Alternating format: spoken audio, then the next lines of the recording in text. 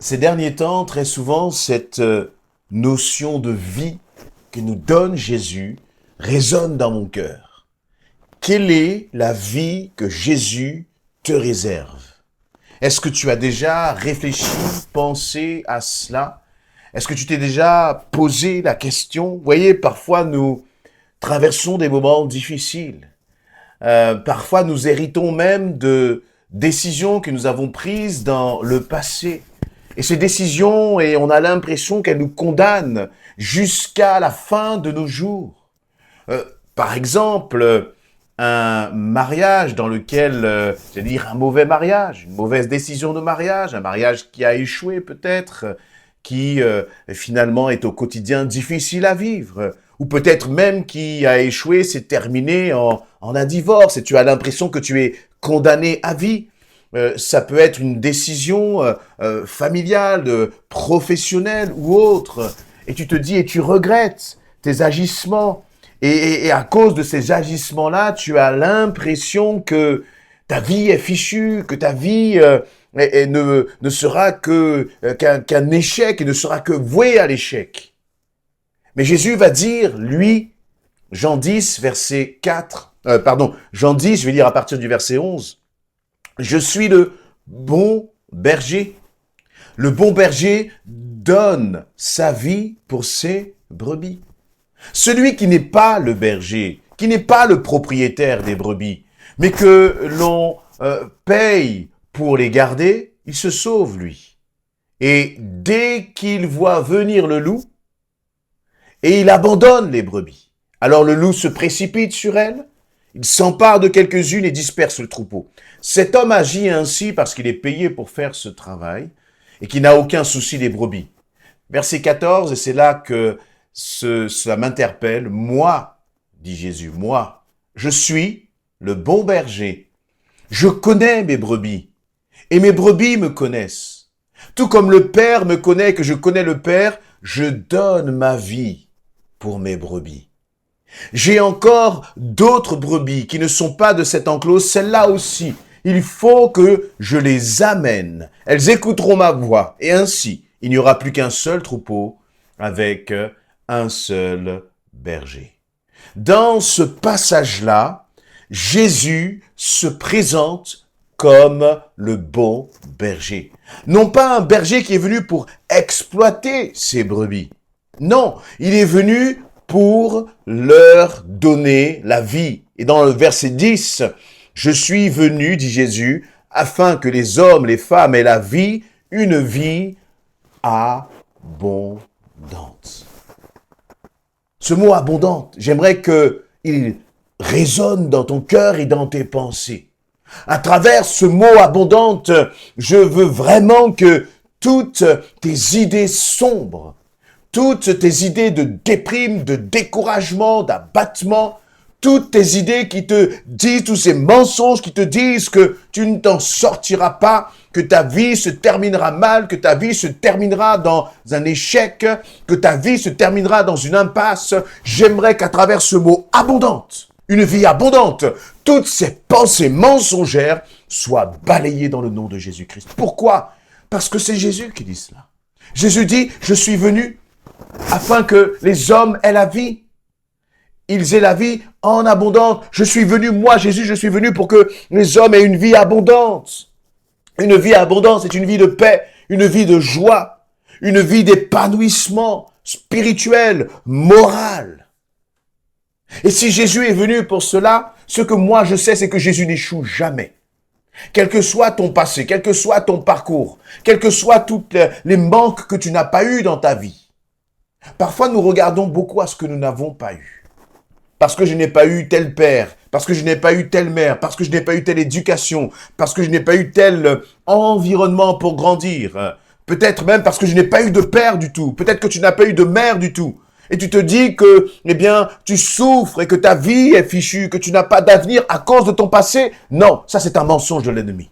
Jésus est venu te donner la vie, quel que soit ton passé, quels que soient tes échecs, quelles que soient tes erreurs. Il y a des erreurs que nous avons faites, bien sûr, par le passé. Mais moi, je connais le Dieu de grâce. celui qui est capable de me donner, de te donner un avenir nouveau. Un Dieu qui est plein d'espérance pour ses enfants. Et qui va dire, mais moi, je suis venu encore une fois te donner la vie. Et c'est pour ça qu'il se définit dans le verset 14 comme le bon berger. Jésus se définit comme le bon berger, le berger qui prend soin de ses brebis.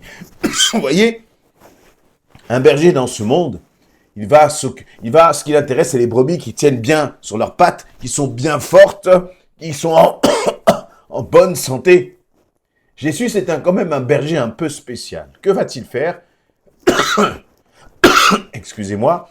Jésus, lui, va chercher les brebis qui sont malades. Chercher les brebis qui sont traumatisées par la vie. Chercher les brebis qui sont désespérées.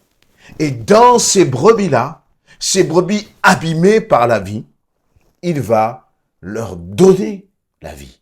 C'est-à-dire que Jésus ne va pas tirer quelque chose de ces brebis, mais c'est lui qui va apporter quelque chose à ces brebis. La question est, veux-tu être une brebis de Jésus-Christ? Réalises-tu qui est le berger qui prend soin de toi? Alors, si tu réalises qui est le bon berger, pourquoi es-tu désespéré? Pourquoi es-tu comme quelqu'un qui n'a plus d'espérance, qui n'a plus d'avenir? Je crois qu'il est bon de réaliser cela. C'est que le bon berger a un projet pour ta vie. Et il va dire, eh bien, je donne ma vie. Je donne ma vie pour toi, spécialement, parce que je t'aime. J'ai payé le prix pour toi. Et à plusieurs reprises, Jésus va, associer ces deux notions dans ces quelques versets. Le fait de donner sa vie et le fait aussi de connaître ses brebis. Jésus te connaît. Il connaît ton passé. Il connaît ton présent, mais mieux que tout, il connaît aussi ton avenir. Et à ce Jésus-là, à ce bon berger, tu peux lui faire confiance. À quand remonte la dernière fois dans tes prières où tu t'es adressé à Jésus comme étant ton bon berger? Bon, celui qui prend soin de toi. Celui qui ne t'abandonne celui qui, ne t'abandonne pas. D'ailleurs, Jésus va faire une comparaison au verset 12. Il va dire, celui qui n'est pas le berger, qui n'est pas le propriétaire des brebis, mais que l'on paye pour le garder, lui, il se sauve. Dès qu'il voit venir les loups, il abandonne les brebis. Le loup se précipite sur elles, s'empare de quelques-unes et disperse le troupeau. Vous voyez? C'est-à-dire, il dit que celui-là, ce faux berger-là, il n'a aucun souci des brebis. Il ne s'occupe pas des brebis. Non. Alors que Jésus, lui, au contraire, c'est celui qui prend soin des brebis. C'est celui qui prend soin des brebis. C'est celui qui prend soin de les amener vers de verts pâturages. Et Jésus est en train de te dire là, aujourd'hui peut-être que tu souffres, aujourd'hui peut-être que tu as mal, aujourd'hui peut-être que tu sens cette solitude et tu te dis, mais comment est-ce que je vais me sortir de cela, Seigneur? Est-ce que je vais pouvoir peut-être refaire ma vie à nouveau? Et Jésus te dit, mais moi je suis le bon berger. Et vous savez, le rôle du bon berger, c'est finalement d'emmener ses troupeaux là où il y a de la bonne herbe. Là où elles vont pouvoir se restaurer. Là où, comme je disais tout à l'heure, c'est de les emmener dans les verts pâturages. Si tu fais confiance au Seigneur, si tu réalises que Jésus-Christ est le bon berger, alors attends-toi à entrer dans les verts pâturages. Parce que c'est là que le Seigneur va te mener. Mais vous savez, les brebis, ce qu'elles font, c'est qu'elles suivent le berger. Les brebis, même si parfois elles sont un peu éloignées, le troupeau est un peu large, oui, mais elles suivent toujours le berger. Et Jésus même va dire, eh bien, elles reconnaissent ma voix, elles connaissent la voix du bon berger. Quand Jésus te parle, est-ce que tu entends? Est-ce que tu écoutes? Est-ce que tu obéis? Ou est-ce que tu es cette brebis qui plutôt va s'éloigner du bon berger? Si tu t'éloignes de Jésus-Christ, eh bien tu t'éloignes des verts pâturages. Si tu t'approches de Jésus, au contraire, eh bien, tu t'approches des verts pâturages. Tu t'approches du lieu de la bénédiction pour ta vie. Tu t'approches du lieu de la restauration et de la guérison. Tu t'approches du lieu où se trouve la vie en abondance que Jésus a pour toi.